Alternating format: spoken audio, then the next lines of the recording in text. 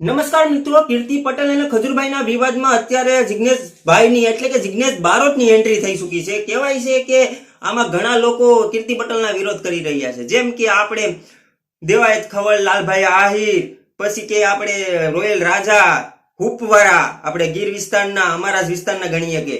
તો મિત્રો જણાવી દઉં કે અત્યારે આ સોશિયલ મીડિયામાં એક વિડીયો વાયરલ થયો છે ને કહેવાય છે કે જિગ્નેશ બારોટ પણ આ મુદ્દામાં આવ્યા હતા. હકીકતની વાત કરું ને તો આ મુદ્દામાં જિગ્નેશ બારોટ આવેલા નથી. આ ખોટી અફવા છે. આ ફક્ત સોશિયલ મીડિયામાં ટીઆરપી કમાવા માટે આ બધા લોકો કહે છે.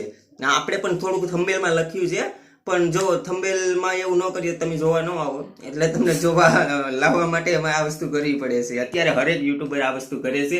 અત્યારે જોઈએ કે આપણે પિક્ચરમાં જોઈએ તો કે પુષ્પા પિક્ચર છે, તો એની અંદર જઈને જોઈએ તો કરણ અર્જુન હોય. એવી જ રીતે આપણે આ બધા યુટ્યુબરો કરતા હોય ને હાલા કરે છે.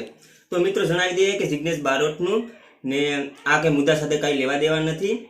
અને ખાસ કરીને આ લોકો બધા ખોટી અફવા ફેલાવે છે. અને જાણ ખાતર કહી દઉં, જિગ્નેશ બારોટ અને દેવાયત ખવડનું જે ગીત સાથે બને બેઠીને ગીત ગાય છે, એના મતલબથી આ લોકો વાત કંઈક અલગ છે, મુદ્દો કંઈક અલગ બનાવે છે અને દર્શકો સાથે શેર વિડીયો પણ કંઈક અલગ રીતે કરે છે.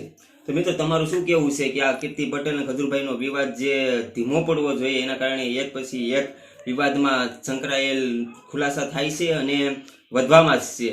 તો ગુજરાતને શાંતિ ક્યારે મળશે? જ્યારે આ મોટી મોટી હસ્તીઓ વિવાદમાંથી બંધ થશે. તો તમારું શું કેવું છે? જરૂર તમારો અભિપ્રાય આપજો. અને ક્રિસ્ટાર ગુજરાતીને સબસ્ક્રાઇબ ન કરી હોય તો કરી લેજો ને વિડીયોને લાઈક કરી નાખજો, કારણ કે હું સત્ય વાત કરવા વાળો માણસ છું. જે તમારી સાથે સાચું હોય કહેવાનું જ છે, કારણ કે કદાચ થંબેલ ખોટું હોય પણ હકીકતમાં મારા વિડીયોની અંદરમાં કઈ વસ્તુ ખોટી હું બોલતો નથી. જય માતાજી.